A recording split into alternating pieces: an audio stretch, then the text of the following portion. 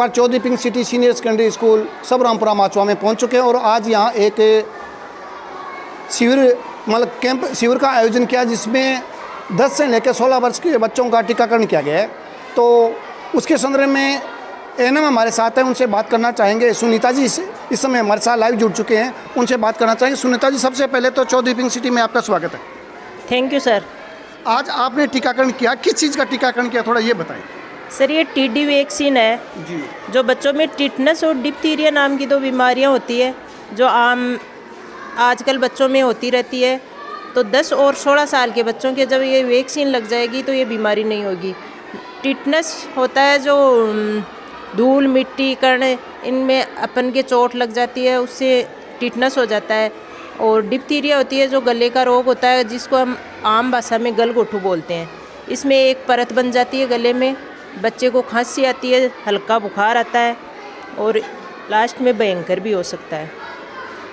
तो इन दोनों की वैक्सीन आज हम पिंक सिटी स्कूल में लगा रहे हैं बच्चों के 10 से 16 साल के बच्चों को, और सभी बच्चे लगवाएं। इसमें आप हमारा सहयोग करो स्कूल वाले, और इसे बच्चों को आप ये बता सकते हो कि इसमें 100 में से 2-4 बच्चों के हल्का बुखार आ सकता है, टिक्के से कोई हाथ में सूजन आ सकती है, वो नॉर्मल है।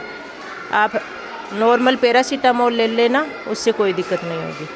नहीं, इसमें मैम हम आपसे ये पूछें कि कई बच्चों की ये धारणा रहती है, अभिभावकों की धारणा रहती है कि ये वैक्सीन नहीं लगवानी, बच्चों को किसी प्रकार का साइड इफेक्ट हो जाता है, नुकसान हो जाता है, तो इसकी जिम्मेवारी कौन। कई बार तो वो स्कूल वालों कहते थे इसकी जिम्मेवारी कौन लेगा, हमारे बच्चे के कुछ हो गया हो। मतलब लोग कुछ तो जागरूक है, फिर भी आज भी लोगों के अंदर भ्रांतियाँ फैली हुई है। और ऐसे अभिभावकों को आप क्या कहना चाहोगे? नहीं सर, इस टीके से कोई अभी तक तो हमारे सामने कोई परेशानी आई नहीं, और अगर 1000 बच्चों में से एक ही वो तो किस्मत की बात है, और कोई प्रॉब्लम नहीं होती। नहीं, तो आपका कहने का मतलब बच्चे को हल्का बुखार आ सकता है, इसके अलावा और कुछ? जैसे 100 में से एक बच्चे को आ सकता है और नहीं आएगा। नहीं, तो ये बुखार एक दिन नहीं, तो ये टीकाकरण बच्चे को करवाना चाहिए, अभिभावकों को नहीं करवाना चाहिए? नहीं, मेरा तो यही मानना है कि करवाना चाहिए। प्राइवेट में इसी टीके के पैसे लगते हैं और सरकार फ्री में दे रही है, तो हमें फ़ायदा उठाना चाहिए। नहीं, तो आप और कौन कौन से, जैसे सरकार है अपनी राजस्थान सरकार है, कौन कौन से यार केंद्र सरकार है, कौन कौन से टीकाकरण करवाती है जो निःशुल्क? जन्म से लेकर 16 साल तक बच्चों के टीकाकरण फ्री होता है। जैसे जन्म के समय BCG, पोलियो और हेपेटाइटिस की 0 डोज लगती है। फिर 1.5 महीने का हो जाए तो हमारे पास में ही आंगनबाड़ी केंद्र या उप स्वास्थ्य केंद्र पर एएनएम और आशा सहयोगिनी टीकाकरण करती है। तो 1.5 महीने पे बीमारियों के टीके लगते हैं, वो फ्री में लगते हैं। जैसे पेंटावेलेंट है, 5 बीमारियों का एक ही टीका है। रोटा वायरस है जिससे डायरिया नहीं होता है बच्चों के। OPV, ओरल पोलियो और IPV की डोज जो इंजेक्टेबल पोलियो की वैक्सीन होती है वो, और PCV निमोनिया, आजकल बच्चों में निमोनिया ज़्यादा होता है तो उसका भी टीका सरकार फ्री में लगाती है। और ऐसे करके 9 बीमारियों के टीके हैं जो सरकार फ्री में लगाती है। मैडम, इस समय आपके बच्चों के अभिभावक वो आपको लाइव देख रहे हैं, उन बच्चों के अभिभावकों को आप क्या कहना चाहोगे? मेरा तो यही मानना है कि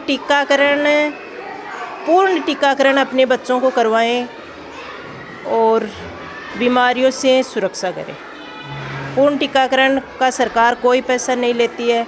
और अगर जो फीमेल है, जैसे लड़कियां जन्म लेती है, उनको तो जैसे 12 महीने पर टीकाकरण पूर्ण करा लेने पर सरकार पैसे भी देती है।